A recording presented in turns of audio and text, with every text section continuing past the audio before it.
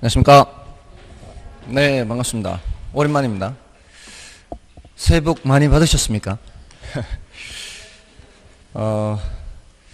지금 처음 뵙는 분도 계시는데요. 처음이시죠? 공부가 처음인가요? 아니면은 공부가 처음이에요? 예전에 학교 안 다녔었습니까?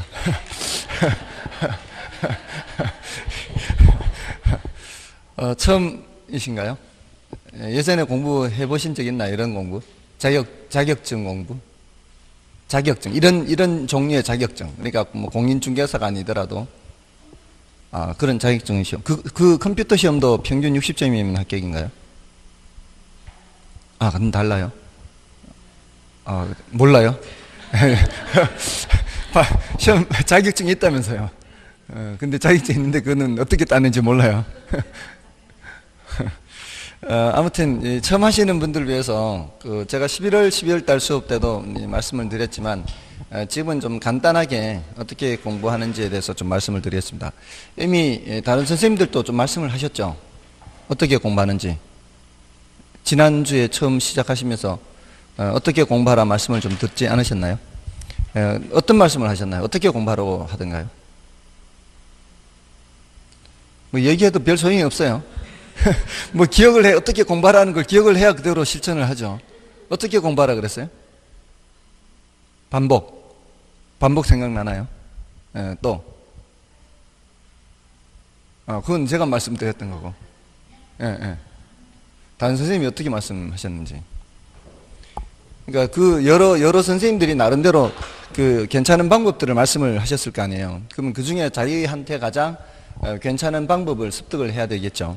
그래서 저도 뭐 그런 차원에서 말씀을 드렸는데, 12월 달에 첫 수업에 그 오리엔테이션을 했으니까 그 내용을 좀 참고하시고요.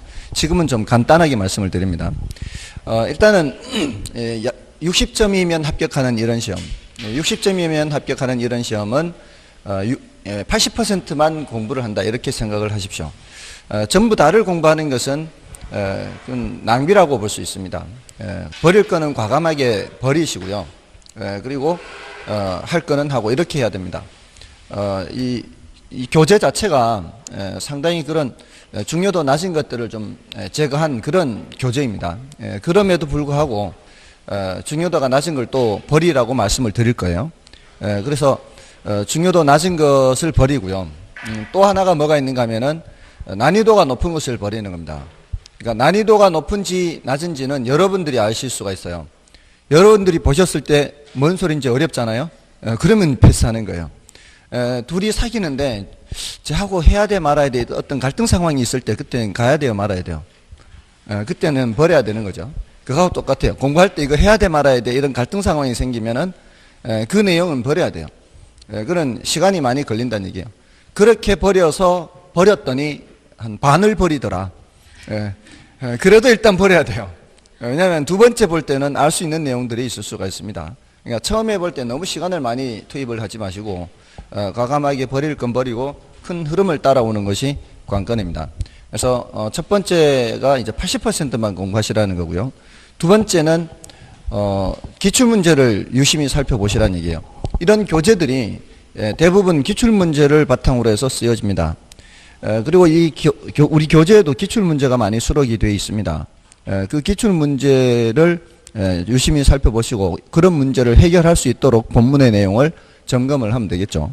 자, 그런데 기출문제를 이제 풀다 보면은 이게 뭔 내용인지 본 적이 없는 것 같은데 해서 기본서를 이렇게 본문을 찾아봤는데 본문에 내용이 없어요. 기출문제에는 있는데 본문에는 내용이 없어요. 그런 건 어떻게 해야 돼요? 그런 거는 버리는 거예요. 기출문제에는 있는데 본문에 내용이 없다는 것은 그럼 별로 중요하지 않기 때문에 굳이 본문에서 다루지 않고 있다는 얘기입니다. 그런 것들은 굳이 알려고 하지 마시고 그냥 참고로 이런 것도 출제는 되는구나 라는 정도로만 받아주시기 바랍니다. 아시겠죠? 그렇게 해서 기출문제를 보시긴 하더라도 기출문제가 다 중요한 것은 아니고 어쩌다 출제되는 그런 문제도 있으니까 기본서에서 확인이 안 되는, 본문에서 확인이 안 되는 그런 거는 버린다, 이렇게 생각하시면 돼요. 자, 그래서 80% 공부하고요. 기출 문제를 중심으로 공부하고요. 그다음에 세 번째는 반복이에요. 좀 전에 누가 반복 말씀하셨죠? 반복을 어떻게 하라고 말씀하셨나요? 복습을 언제 해야 되는 거죠? 끝나고 2시간 안에. 그거 굉장히 좋은 방법인데요. 아, 그래요. 이렇게 말씀하셨어요. 그 다음에 저는 거기에다 덧붙여서 복습을 수업 시간에 할 수 있어요. 수업 시간에 복습을 하는 겁니다. 그리고, 쉬는 시간에 또 복습을 할 수 있어요. 그 다음에 집에 가서, 2시간 이내, 그날 한 걸 바로 복습하는 겁니다. 수업 시간에도 복습을 할 수가 있습니다. 예를 들어서, 예전에 제가 늘 이 예를 들어 드리는데, 학생들을 대상으로 실험을 한 거예요. 반틈의 학생들한테는 수업 끝나고 시험을 본다고 미리 얘기를 해주고요. 나머지 반틈의 학생들한테는 아무런 얘기를 해주지 않고 똑같은 수업을 하고 바로 시험을 본 거죠. 그러니까 미리 얘기를 들은 그룹하고요. 그리고 듣지 않은 그룹하고 어떤 그룹이 더 시험을 잘 봤겠습니까? 미리 들은 그룹이 시험을 더 잘 봤겠죠. 그러면 여러분들이 매 시간 수업을 들을 때마다 어떻게 생각하면 돼요? 아, 요거 끝나고 시험을 치겠구나. 이렇게 생각하시라고요. 그렇게 하면 되잖아요. 분명히 그런 것을 노하우를 알고 있는데도 불구하고 그것을 안 한다는 거는 그거는 뭔가 문제가 있는 거고요. 그리고 똑같은 능력의 사람이잖아요. 똑같은 능력의 사람들인데 그 얘기를 미리 듣고 수업 시간에 집중한 거하고 집중하지 않은 것하고의 차이가 그렇게 나기 때문에 그거는 지능의 차이라는 거라기보다는 학습 스킬이죠, 스킬. 그런 노하우에 따른 차이입니다. 그러니까 공부는 이 지능으로 하는 것이 아니라 공부는 스킬입니다. 그래서 공부의 기술이라는 책도 나오지 않습니까? 그거는 공부는 어디까지나 기술이니까 그런 기술을 빠른 시간 내에 습득할 수 있도록 한다면은 굉장히 효율적으로 공부를 할 수가 있습니다. 아무튼 요 세 가지예요. 첫 번째는 80%만 학습한다. 두 번째는 기출 문제를 중심으로 본다. 세 번째는 반복한다. 반복은 언제부터요? 수업 시간부터입니다. 수업 시간부터. 그리고 쉬는 시간에 그렇게 복습을 해야 돼요. 그러니까 이런 제안을 하고 싶어요. 쉬는 시간 10분이면은 요 반틈만 먼저 화장실 갔다 오고 나머지 반틈 복습하고 5분 동안 갔다 오면은 이제 나머지 반틈 이제 화장실 갔다 오고 이렇게 5분만 쉬는 거죠. 뭐 그런 방법도 있습니다. 별로 호응이 없는 것 같아요. 제안을 해도 별로 호응이 없어요. 아무튼 그렇게 하시고요. 공인중개사 시험에서 전반적인 전략을 좀 말씀을 드리면은 공인중개사 시험에서 제가 강의하는 부동산 학개론 하고요. 그다음에 민법, 그다음에 공법 이 세 과목은 국영수와 같은 과목이에요. 수능에서 국영수. 이거는 짧은 기간 내에 실력을 향상시킬 수 없는 과목들이죠. 그러니까 평소에 꾸준히 공부를 해야 되는 그런 과목들입니다. 그래서 평소에 공부를 하시더라도 대부분의 시간을 이 민계공에 투자를 해야 됩니다. 다른 2차 과목들은 중개사법이나 공시세법이죠. 이거는 짧은 기간 내에 좀 점수를 끌어올릴 수 있습니다. 물론 공시법 중에서도 등기법은 조금 난이도가 높은 편입니다. 근데 그 등기법은 비중이 40문제 중에 12문제밖에 안 돼요. 근데 공법은 40문제가 전부 다 이제 난이도가 높은 과목이죠. 그러니까 2차 중에서도 공법은 평소에 해야 되는 과목이에요. 그래서 민계공이 중요한데 지금 공법이 언제 월요일인가요? 공법을 아직 안 했죠. 어제 했죠. 어제 이제 제가 마지막이죠. 이 공법이고 그러면은 저거는 언제죠? 공시세법이 언제죠? 지난주 금요일 날 뭐 했죠? 그럼 이제 세법이 이제 금요일 날 남아 있는 거죠. 그러니까 공법이 월요일이고 개론이 화요일이고 그다음에 민법이 목요일인가요? 그럼 이제 월화목이 주요 과목이지 않습니까? 그날 공부한 거는 그날 바로 복습을 해야 돼요. 공법 월요일, 개론 화요일, 그다음에 민법 목요일 해야 돼요. 그러면은 수, 금, 토 6일을 공부한다고 생각해야 돼요. 수요일, 금요일, 토요일 요 3일 중에 이틀은 민법을 더 해야 되고요. 하루는 개론을 더 해야 돼요. 그만큼 민법이 분량이 많습니다. 근데 이제 요거는 표준적인 방법이에요. 사람에 따라 다를 수가 있죠. 어떤 사람은 저한테 개론 선생님 저한테 대놓고 개 같은 이론이라고 하기도 해요. 그러니까 사람마다 달라서 어떤 사람은 결혼을 더 어려워하는 사람도 있어요. 근데 거기에 개인에 따라 좀 이렇게 약간의 이제 비중을 달리하면 되겠고요. 다만 이제 지금 이렇게 6일을 민계공에 다 복습하는데 시간 써버리면은 다른 2차 과목은 수업 시간에 열심히 들어야 되겠죠. 수업 시간이라도 열심히 들어야 돼요. 혹시라도 부족한 부분이 있으면 그거는 토요일 날은 수업이 없죠. 그러니까 그 토요일 날 민법을 뭐 복습하거나 해서 복습하는 거 말고 조금 더 여유를 가져서 부족한 2차 과목을 복습을 하시면 되겠습니다. 그렇게 해서 일단 5, 6월까지예요. 5, 6월입니다. 5, 6월. 5, 6월 이내에 어느 정도 단계까지 1차가 궤도에 올라가야 돼요. 그러지 않으면은 2차를 함께 병행해 나가기 힘들겠죠. 그러니까 가능한 한 짧은 시간 내에 1차가 궤도에 올라갈 수 있도록 여기서 이제 궤도에 올라간다는 얘기는 5, 6월까지 결혼이 한 50점대 이내, 그러니까 40점대만 약간 넘는다면 과락을 면할 수 있을 정도로만 올라가면은 궤도에 올라간 거예요. 그러니까 60점을 넘을 필요는 없어요. 5, 6월까지. 그러니까 60점까지 되면은 뭐 더 할 나위 없이 좋죠. 그때 아직 시험이 한 5개월 가까이, 4, 5개월 남았는데 60점이면 더 할 나위 없는데 그 이후에 문제풀이 과정에서도 점수가 많이 올라가거든요. 그러니까 한 40점대만 되더라도 그건 어느 정도 궤도에 올라갔다 이렇게 보시면 돼요. 다만 이제 그렇게 궤도에 올렸을 때 다른 2차 과목을 병행을 해 나갈 때 민법과 결혼을 너무 비중을 줄여버리면 안 돼요. 항상 1차 비중은 50% 이상이 되도록 그렇게 하셔야 되겠습니다. 자, 이렇게 일단 좀 말씀을 드리고요. 좀 잘 기억하시고 계셔야 됩니다. 지금 어떻게 공부해야 되는지 이걸 기억을 해야 평소에 공부를 할 때 그렇게 실천을 할 수가 있는 거죠. 다음에 이제 제가 강의하는 부동산 학개론에 대해서 간단하게 말씀을 드리면 이 부동산 학이라고 하는 학문, 요거 이제 좀 간단하게 설명을 드릴게요. 이건 뭐 그렇게 비중이 크거나 하지는 않습니다. 이 부동산 학이라고 하는 학문은 도시의 역사하고 비슷해요. 도시의 역사. 그러니까 이 도시 역사는 고대 도시가 아니라 산업화 이후의 도시예요. 그래서 산업혁명이 있은 이후로, 산업혁명이 뭐예요? 농경사회에서 이제 산업사회로 넘어오는 거죠. 그러면서 사람들이 농사를 주된 업으로 하다가 이제 제조죠, 제조. 공장에서 이제 일하는 겁니다. 그럼 농민들이 뭐가 되는 거예요? 노동자가 되는 거죠. 자, 근데 그 공장들이 주로 어디에 세워집니까? 도시에 세워지죠. 그러니까 농사 짓던 사람들이 도시로 몰려들게 됩니다. 그러면은 한정된 공간에 많은 사람들이 거주를 하게 되죠. 그러면은 주택이 많이 필요할 것이고요. 그리고 그 주택을 이제 갑작스럽게 많이 짓지는 못하니까 이제 주택 문제가 크게 나타나고요. 그다음에 주택도 지어야 되고 또 그 사람들이 상가도 필요하잖아요. 먹고 살아야 되니까. 그다음에 또 아까 공장도 짓는다 그랬죠. 자, 이런 주택도 지어야 되고 상가도 지어야 되고 공장도 지어야 되고 그렇게 많은 사람들을 수용하는 어떤 행정기관이라든가 이런 것도 많이 지어야 되죠. 그런 토지들이 필요하게 되는 거죠. 그러니까 사람들이 한 곳에 모이게 되면은 주택 문제나 토지 문제 이런 것들이 필연적으로 나타날 수밖에 없어요. 그리고 사람들이 한데 모이면은 제일 골치 아픈 게 또 뭔가 하면은 그 많은 사람들이 먹어야 되는 식량, 그러니까 식수 공급을 해야 되죠. 식량, 식수를 공급해야 되고 연료 공급해야 되고요. 그러니까 먹고 싸는 문제입니다. 먹고 싸는 문제, 이 상수, 하수의 문제가 발생합니다.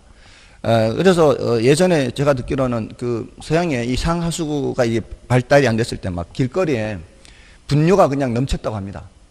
그리고 그게 산업혁명이 있다고 해서 바로 자동차가 만들어진 게 아니라 그때는 우마차지 않습니까? 우마차가 다니면서 말들이 다니면서 어디 화장실 가려서 화장실 가는 게 아니죠. 다니면서 그냥 길거리에다 싸니까 사람도 쌌대 그냥. 그러니까 안 보이는 좀 우스한데 그 화장실 같은 것들이 별로 없고. 그 여러분들 그 프랑스의 무슨 궁전이죠? 루브르인가 뭐 하여튼 무슨 궁전 있잖아요. 거기에 화장실이 없었대요. 화장실이 거의 없었대요. 조금은 몇 개는 있었긴 있었지만 일반인들, 이 방문하는 사람들을 위한 화장실이 별로 없는 거죠. 그러니까 자기네 사는 몇 명만 귀족들 뭐 이렇게 왕족들 이렇게 사용하는 거 말고 화장실이 없으니까 아무데나 막 볼일 받나 봐요. 그래서 이곳에 소변 보지 마세요, 뭐 똥 싸지 마세요, 이런 것들이 팻말이 많이 붙어 있었다고 해요. 아무튼 그런 이제 사람이 몇 명 없는 경우에도 그런데 사람들이 많이 몰리게 되면 이런 문제가 막 심각하게 나타나죠. 그러면은 또 연쇄적으로 위생, 환경, 보건 이런 문제들이 나타나죠. 자, 이게 이제 도시 문제거든요. 도시 문제. 이게 이제 부동산학의 역사하고 관계 있는 거예요. 이런 거를 해결은 해야 될 거 아니에요. 근데 해결은 해야 되는데 그 해결을 하자면 뭔가 지식이 필요할 거 아니에요. 예를 들어 보건, 위생 이런 쪽과 관련해서 의학 지식이 필요할 것이고, 집을 짓고 길을 닦고 하려면은 토목, 건축 지식이 필요할 것이고, 또 많은 사람들이 몰려 살게 되면 법적 분쟁이 많이 발생할 것이고, 소유권 분쟁도 나타나고, 이런 측면에서 법적인 측면도 대두되고요. 또 경제적인 문제도 반드시 나타나게 되겠죠.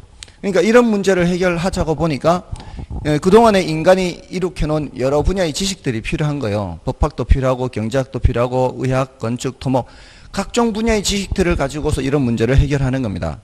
그러다 보니까 이게 한 분야의 지식 가지고는 해결이 안 되는 거죠.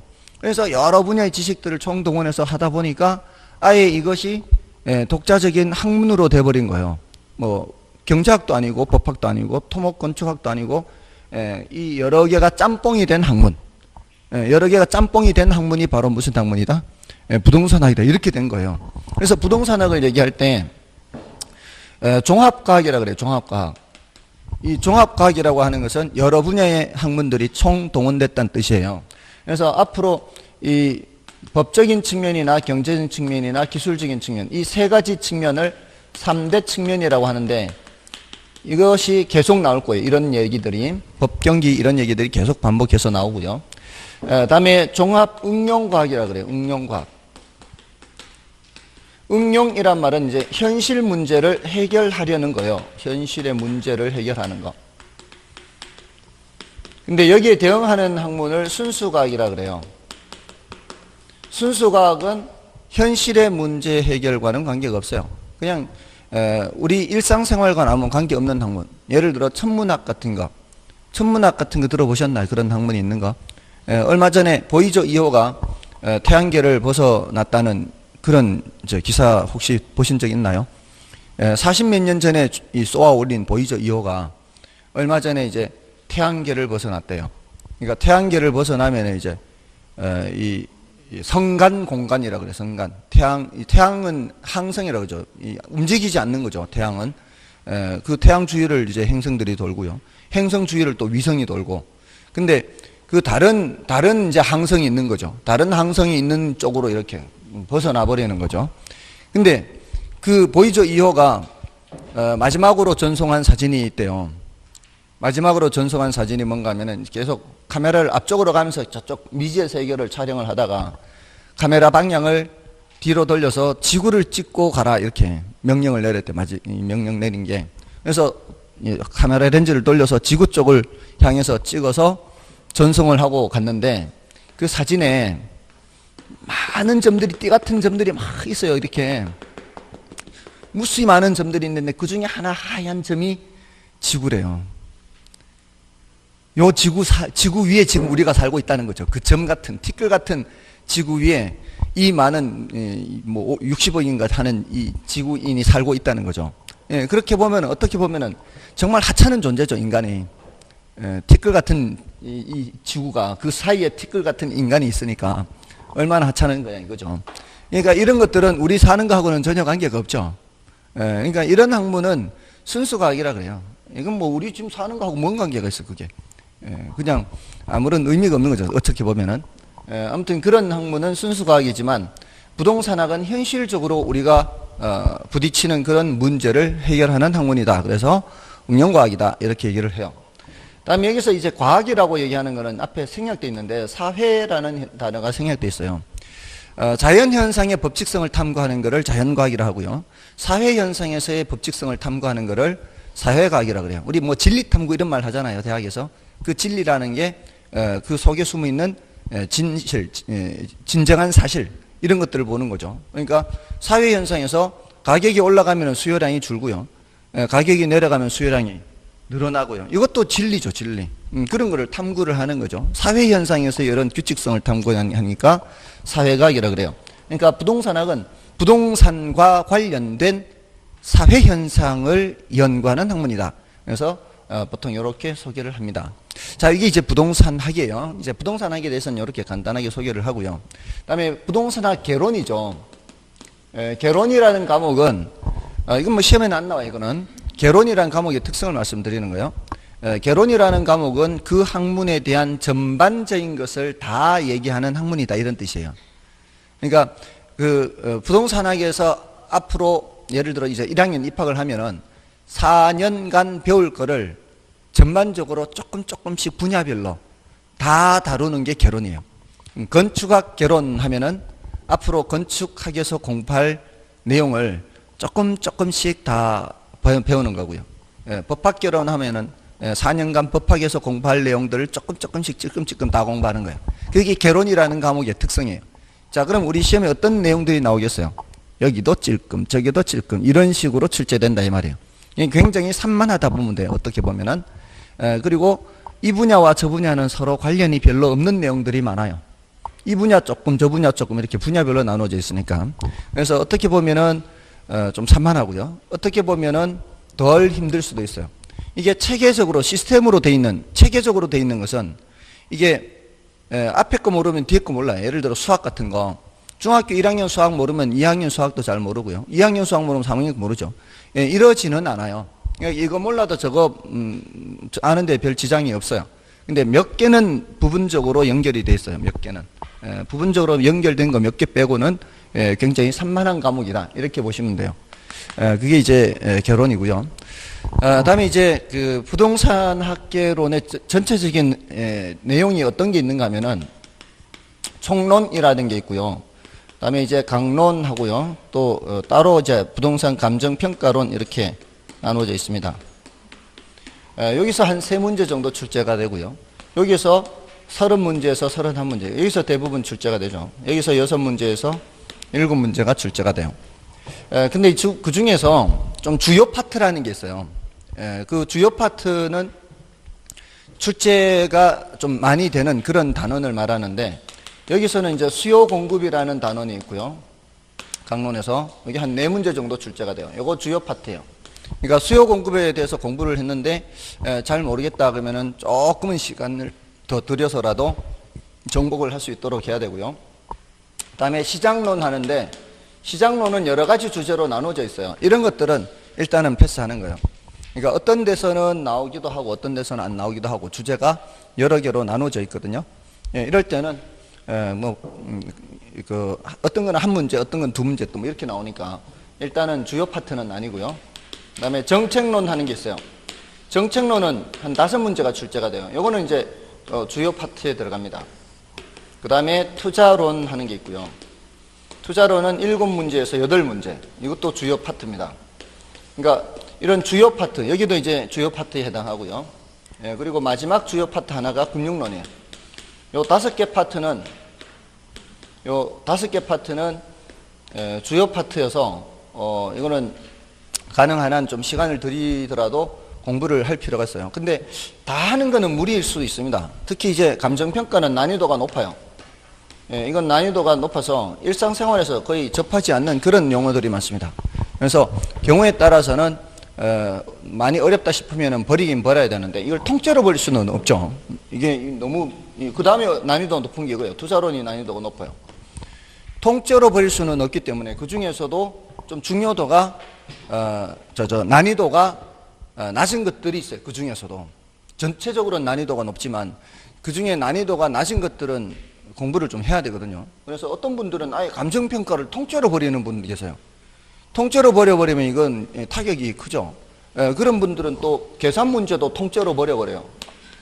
9문제에서 10문제 계산 문제 나오는데 거기에다 이게 그렇다고 해서 투자론을 다 하는 것도 아니죠. 그럼 버려버리면은, 이것저것 버려버리면은 할 게 별로 없어요. 근데 그렇게 해도 사실은 합격할 수는 있어요. 그렇게 해도 반 정도가 나와요. 그래도 이것저것 버려버리면 반 정도 나와요. 근데 반 정도라도 합격할 수 있습니다. 올해도 그런 분이 계셨고 작년에도 그런 분이 계셨는데 이번 지난번 다 그런 분이 계셨는데 제가 늘 말씀을 드려요. 아무리 난이도가 높게 출제가 되더라도 끝까지 살아남은 사람들, 여기서 이제 끝까지 살아남았다는 얘기는 지금 이 공부하는 게 쉽지가 않잖아요. 이게 그냥 꾸준히 공부만 하면은 관계는 없는데 중간에 뭔 일이 생기고 이러다 보면은 여기 이제 나가는 대로 진도를 잘 못 따라오게 되면은 중간에 포기를 하는 분이 계세요. 그러니까 포기하지 않고 끝까지 살아남으신 분들은 아무리 난이도가 높아도 40문제 중에 자신이 아는 것만 골라서 풀라고 하면 시간 무제한으로 주고 아는 거 골라서 풀라고 하면은 최소한 반은 푸는 식으로 나와요. 그러니까 난이도가 그렇게 된다고요. 이게 난이도가 상중하 이렇게 나오기 때문에 하는 웬만한 건 거의 다 맞추니까 30%. 근데 조금 공부한 사람들이기 때문에 끝까지 따라왔다는 얘기는 반 정도는 맞추거든요. 근데 문제는 시간 내에 요 40문제 중에 자기가 아는 문제를 골라 풀어야 되는 게 요게 이제 관건이거든요. 근데 중간중간에 어려운 문제가 있으면 자꾸 시간이 이제 지체가 되는 거죠. 근데 제가 늘 그 말씀을 드려요. 지난번 시험에도 그렇고 이번에도 그렇고. 근데 시험 치는 중간에 이제 제가 한 말이 또 생각이 났대요. 그 사람이. 그래서 아는 것만 골라 풀자고 좀 어렵다 싶으면 패스하고 아는 것만 골라 풀었는데 다 풀고 나니까 21개 풀었대요. 시간은 많이 남았을 거 아니에요. 그러니까 시간 많이 남았는데 19개를 같은 번호로 쭉 적었대요. 같은 번호로 과감하게. 근데 19개 중에서 4개가 맞았대요. 푼 거 21개 다 맞았고요. 그러니까 실력은 거의 50점 실력인 사람이에요. 그죠? 자기가 아는 거 풀었으니까. 그러니까 아는 게 반 정도밖에 안 되는 거죠. 근데 나머지는 다 찍었는데 4개 맞아서 60점 넘은 거죠. 62.5. 그래서 합격을 했다고 이렇게 거기 글을 올렸어요. 인터넷에. 근데 사실 지난번에도 이번 시험 말고 지난번 시험에도 그렇게 합격한 수험생이 있었거든요. 그래서 그 수험생이 1차로 굉장히 힘들어했어요. 결혼을. 평소에 계속 힘들어서 한 번도 50점을 넘은 적이 없었던 사람이에요. 근데 동영 모의고사 9월 과정에서 겨우 그냥 50점 한두 번 이제 넘어보고 60점을 넘어본 적이 있었거든요.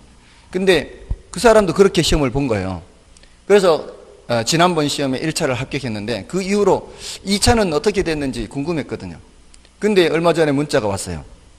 2차도 합격했다고. 그러니까 지난번에 2차가 어려웠는데 다행히 2차를 통과한 거예요.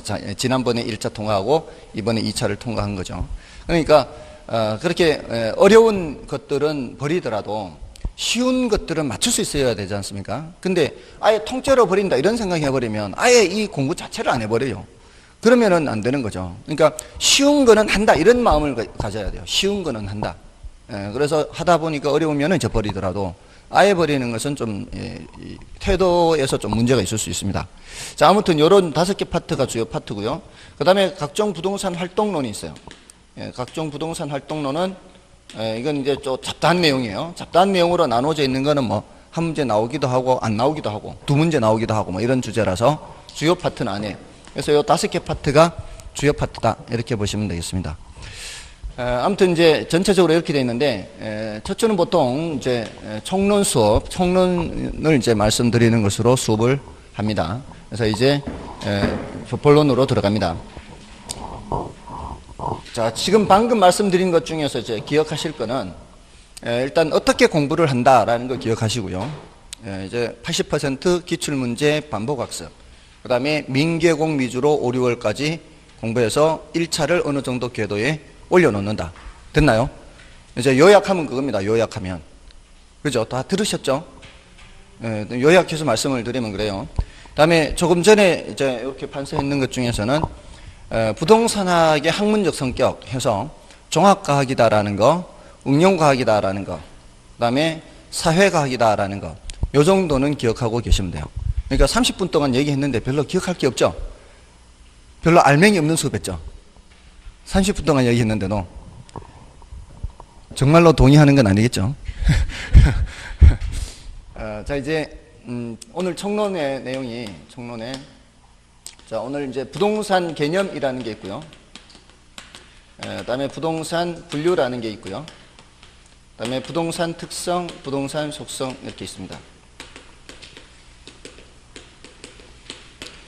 자, 오늘 해야 되는 중요한 내용이 지금 여기 있어요. 부동산 개념 분류. 진도를 조금 더 나갈 수 있으면 여기 요거 말고도 뒤에 다음 그 내용 수요 공급 파트를 조금 더 들어가고요. 근데 이제 요 파트는 중요도가 조금은 이제 낮다 보면 돼요. 요거는 중요도 자체는 이 특성은 매년 한 문제 정도 나와요. 요거는 한 문제에서 두 문제 나오고. 그러니까 이게 매년 나오니까 사실 중요도가 낮다라고 볼 수는 없어요. 근데 이게 난이도가 높습니다. 난이도가 높고 분량도 많아요. 그러니까 어떻게 해요? 일단 피하는 거죠. 똥이 무서워서 피하는 게 아니죠. 일단은 피하고 이 어느 정도 궤도에 올라가면 여기 있는 내용들이 난이도가 높지 않게 느껴질 때가 됩니다. 처음 보는 사람들은 난이도가 높지만 두 번 뒤에 있는 내용, 강론이나 감정평가론을 두 번, 세 번 보게 되면은 여기 이제 난이도가 높지 않게 되는 단계가 돼요. 그때 보면 돼요. 그러니까 미리부터 굳이 볼 필요 없고요. 이거는 중요도가 낮아요. 중요도가 낮아서 지금 현재 11분의 0이에요. 제가 앞으로 이런 숫자를 쓰면은 이거는 밑에는 11년간 이 소리고요. 0은 분자는 한 번도 안 나왔다. 이런 뜻이에요. 그러니까 10분의 2 이러면은 10년간 두 번 출제됐다. 이런 의미예요. 거기에 따라 이제 중요도의 강약을 보시면 돼요. 10분의 3부터는 좀 해야 된다 보시면 돼요. 10분의 3. 10분의 1, 10분의 2 정도는 중요도가 일단은 떨어진다. 이렇게 보시면 돼요. 아시겠죠? 10분의 3이면 상당한 확률이에요. 셋 중에 3년에 한 번 꼴이니까. 상당한 거예요. 근데 10분의 2만 돼도 5년에 한 번 꼴이잖아요. 그러면은 상당히 이제 확률이 좀 낮아지는 것이니까 그걸 기준으로 해서 여러분이 공부할 시간은 한정되어 있는데 해야 될 게 많다 그러면은 먼저 중요한 것을 먼저 하고 그다음에 이제 중요도가 낮은 거를 이제 봐야 그 시간이 이제 더 이상 없다 그러면 그런 건 이제 안 보는 거죠. 시간이 되면은 그것도 보는 것이고요. 자, 이렇게 할 겁니다. 자, 일단 이제 부동산이 뭔지를 보는 거예요.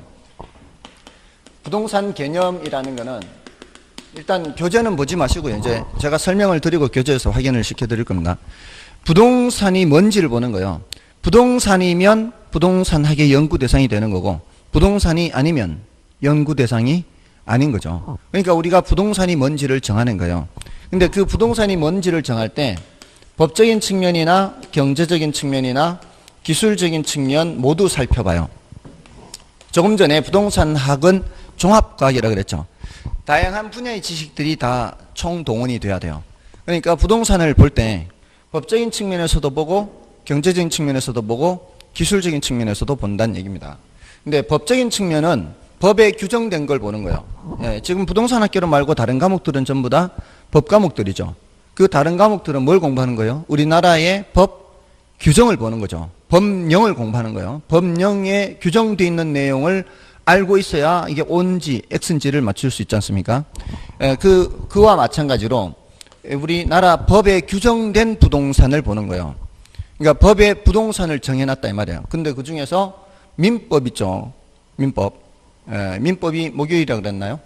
그 민법에서 말하는 부동산. 요거를 부동산학자들이 협의의 부동산 이렇게 분류를 해요. 분류를 할 때. 그래서 협의의 부동산은 어디에 있는 부동산이에요? 민법에 있는 부동산. 민법에 규정되어 있는 거. 민법에 규정되어 있는 부동산. 민법에 뭐라고 규정되어 있죠? 이미 공부하신 분들은 토지 및 그 정착물 이렇게. 토지와 건물이 아니고요. 처음 보시는 분들은 보통 부동산 하면 토지 건물 이렇게 생각하지만 토지 건물이라고 하지 않고 있죠. 민법에서. 토지와 그 정착물이라고 하고 있단 말이에요. 그럼 정착물이 뭔지를 알아야 되는 거예요. 건물이 아니네. 정착물이네. 이렇게 이제 받아들이셔야 되죠. 근데 그 정착물이라는 거는 따로 더 해야 돼요. 따로. 이 정착물이라는 것은 내용이 조금 더 있어요. 근데 이제 일단은 뭐라고 생각하시면 되는가 하면은 땅에 붙어 있는 것, 이렇게 생각하시면 돼요. 땅에 붙어 있는 것. 근데 땅에 붙어 있는 것의 대표적인 것이 건물일 뿐이고 건물 말고도 땅에 붙어 있는 것이 많다. 이렇게 생각하시면 되는 거예요. 아시겠죠? 부동산을 얘기할 때 토지와 그 정착물이라고 얘기한다. 정착물은 따로 더 한다. 이건 민법에 규정되어 있는 것이고요. 협의가 있다는 것은 광해 부동산도 있다는 얘기죠. 광해 부동산은 협의의 부동산을 포함해야 되고요. 위에 있는 게 그대로 내려와야 되겠죠. 토지와 그 정착물 그대로 내려와야 돼요. 거기에다가 뭔가를 더해야 광의가 되겠죠. 준부동산 하는 게 있어요. 이 준부동산은 협의의 부동산은 아니란 뜻이에요. 협의의 부동산이면 여기 있잖아요. 협의의 부동산은 아닌데 협의의 부동산처럼, 그러니까 민법상 부동산은 아니지만 민법상 부동산처럼 취급하는 뭔가가 있어요. 그거를 준부동산이다라고 얘기하는 거예요. 그래서 이것도 따로 해야 돼요. 이것도. 그래서 이 정착물 따로 해야 되고요. 이게 더 중요해요. 이거보다. 이거 따로 해야 돼요. 그래서 준부동산 정착물은 따로 해야 되니까 일단 남겨놓고요. 지금 이제 먼저 뭐를 하는가 하면은 부동산 개념을 볼 때 지금 갈래가 세 갈래로 나눠지고 있죠. 부동산 개념이라는 나무를 그릴 때 법적 개념의 가지, 경제적 개념의 가지, 기술적 개념의 가지, 이렇게 굵은 가지 스케치를 먼저 한 거예요. 그리고 나서 법적 개념은 다시 잔가지로 나눠지죠. 협의의 부동산, 광의의 부동산에서 앞으로 잎사귀를 더 그릴 게 남아 있어요. 그 다음에 이제 두 번째 굵은 가지예요. 법적 개념 말고 일단 스케치를 먼저 하는 거니까. 경제적 개념의 부동산은 부동산을 경제적인 관점에서 본다 이 뜻이에요. 부동산을 경제적인 관점에서 본다는 것은 어떤 측면에서 보는가 하면은 상품으로 보는 거예요. 상품. 부동산도 상품이다 이렇게. 우리 자본주의 경제체제에서는 거의 대부분이 다 상품이죠. 이것도 상품 다 상품이에요. 그런 상품이라는 관점에서 본다는 거예요. 근데 이런 상품들은 다 인간들이 만들어 놓은 거죠. 이 판매를 목적으로. 근데 건물은 인간이 만든 것이라고 볼 수 있는데 토지는 인간이 만든 건 아니죠. 토지는 자연으로부터 주어진 거지 않습니까? 그럼에도 불구하고 토지도 일단 뭐로 보는 거예요? 상품으로 보는 거예요. 토지도. 전부 다 상품으로 봐서 이 상품이 생산, 유통, 소비되는 이런 과정, 이런 현상, 이런 측면에서 보는 거는 경제적인 측면에서 살펴보는 거예요. 그럼 경제적인 측면에서는 부동산도 하나의 상품이다. 상품. 근데 그 상품이라는 게 다른 상품을 생산할 때 투입되는 상품을 우리는 생산재라 그래요. 생산재. 예를 들어 토지라는 것이 농민이 농산물이라는 상품을 생산하려면 뭐가 있어야 돼요? 농지가 있어야 되죠. 농지가 있어야 농산물이라는 상품을 생산해요. 그럴 때 농지는 생산재라 그러는 거예요. 또 건설업체에서 택지가 있어야 거기에 아파트 지어 분양을 하죠. 그러니까 아파트를 분양하기 위해서는 택지라는 게 있어야 되잖아요. 그 택지가 뭐라고요? 생산재가 되는 거죠. 근데 내가 산 자동차를 보관하기 위해서 차고를 필요로 해요. 그래서 그 차고를 짓기 위해서 이웃집에 남는 땅을 좀 샀어요. 자, 이럴 때는 그 땅을 사서 누군가에게 판매할 목적으로 땅을 산 것이 아니죠. 그건 내가 사용하기 위해서 산 거죠. 이럴 때는 뭐예요? 소비재라 그래요. 소비재. 그러니까 대부분의 재화는 생산재 성격과 소비재 성격을 모두 갖고 있어요. 그러니까 이럴 때는 생산재, 저럴 때는 소비재 이렇게 되는 거죠. 근데 토지는 생산재 성격이 더 강하고요. 주택은 소비재 성격이 더 강해요. 예를 들어 제가 임대업자로서 주택을 사서 세를 놓을 때는 그때는 생산재가 돼요. 근데 내가 살기 위해서 집을 살 때는 그때는 소비재라고 해야 되겠죠. 자, 그런 식으로 똑같은 재화라 하더라도 누가 사느냐에 따라서 생산재가 되기도 하고 소비재가 되기도 합니다. 가장 쉽게 생산재, 소비재를 구별하는 방법이 있어요. 지금은 제가 토지와 주택을 예를 들었지만 토지, 주택뿐만이 아니라 모든 재화를 소비재, 생산재로 구별할 때 가장 손쉬운 방법은 업체에서 구매하느냐, 가정집에서, 가게에서 구매하느냐로 따지면 돼요. 지금 여러분들이 구매하신 볼펜이나 필통 이런 것들은 소비재죠. 소비재. 여러분들이 사신 것은. 근데 여기 학원에서 구매한 거는 생산재예요. 학원에서 볼펜도 사고 뭐 이런 A4 용지도 사지 않습니까? 업체에서 구매하는 거는 여러분들 그 구매할 때 그 영수증 처리하죠. 밥을 먹어도 직원들 이렇게 식사 이렇게 해주고 하는 것도 전부 다 영수증 처리하잖아요. 그런 거는 소비재가 아니고 생산재예요. 왜냐하면 그 업체를 운영하기 위해서는 그런 게 다 투입이 돼야 돼요. 그래야 정상적으로 직원이 복리후생비 비용이잖아요. 그래서 직원이 안심하고 또 복리후생을 믿고 계속 열심히 일을 하고 이런 거니까. 뭔 뜻인지 아시겠죠? 업체에서 구매하는 건 전부 다 뭐다? 생산재, 생산재. 그게 뭐 식사를 먹든 해먹든 볼펜을 사든 이런 모든 비용 처리하는 거는 전부 다 생산재입니다.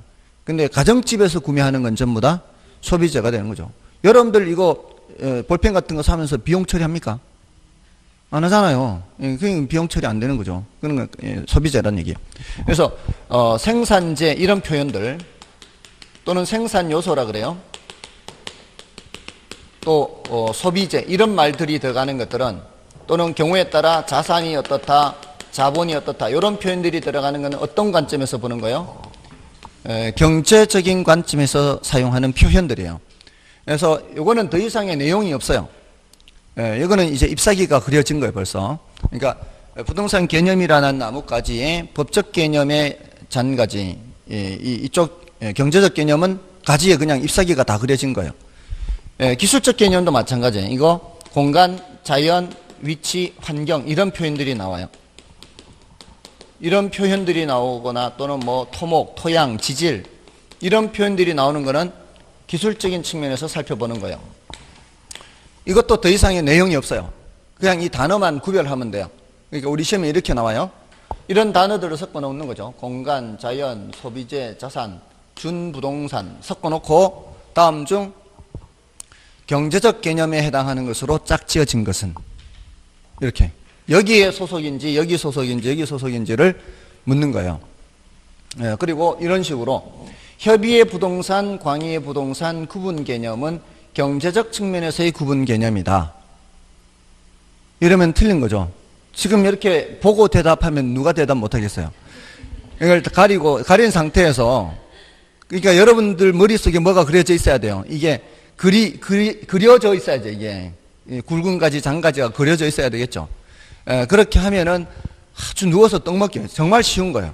그러니까 이게 우리가 문제를 푼다는 게 OX를 맞추는 거 아니에요. 그러니까 틀린 거 표현과 옳은 표현을 골라내는 거 아니에요. 근데 틀린 표현이라는 건 일종의 거짓말이죠. 틀린 표현이 일종의 거짓말이잖아요. 그러니까 이렇게 요거를 예를 들어 협의의 부동산 하면 여기 얘기를 해야 될 거 아니에요. 근데 여기 얘기를 하면 안 될 거 아니에요. 그러니까 틀린 문장을 만들 때 한번 방법을 생각해 보세요, 여러분들. 틀린 문장을 만들 때의 방법들이라는 게 그게 그렇게 쉬운 게 아니에요. 가장 쉬운 방법이 뭔가 하면은 자리 바꾸는 거예요.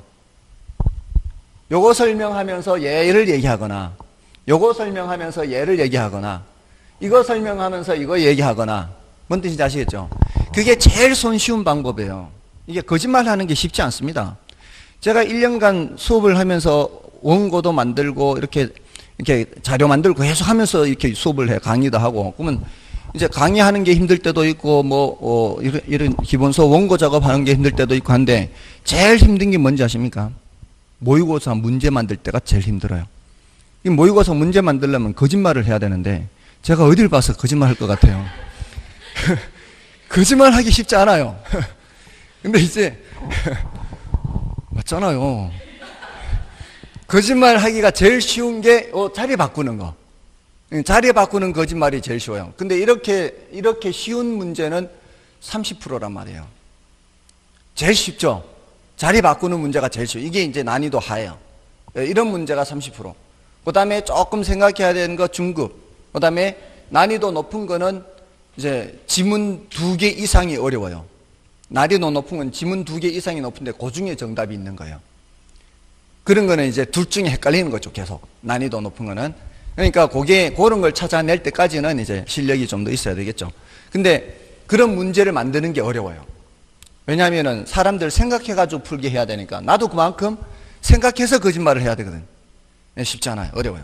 아무튼, 그러니까 이런 문제는 자리 바꾸는 문제는 누구든지 맞출 수가 있어야 된다. 이렇게 보시면 돼요. 그러니까 소속을 묻는 거니까. 자, 그렇게 하시고요. 다음에 우리 부동산 학에서는 어떤 한쪽 측면에서만 보는 게 아니라 여러 가지 측면을 다 살펴보죠. 이걸 이제 복합 개념의 부동산 그래요. 복합 개념의 부동산.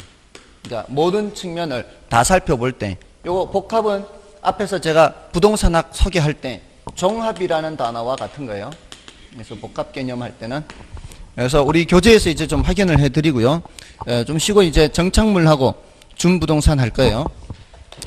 자, 일단 그 교재에서 보시면은 12쪽에 부동산의 법적 개념 있죠. 여기 협의의 부동산 내려오고 있죠. 그 넘어가 보세요. 한 장 넘어가 보시면은 15쪽에 광해 부동산 있죠. 15쪽에 지금 어떻게 돼 있어요? 이렇게 공부를 할 때는 커다란 틀을 이렇게 생각을 하시라는 얘기예요.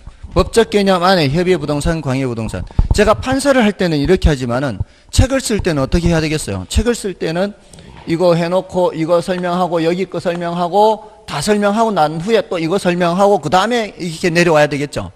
근데 수업을 할 땐 그렇게 안 하잖아요. 수업을 할 때 먼저 틀을 잡아놓고 그 다음에 이렇게 해놓고 이거는 따로 설명하잖아요. 따로.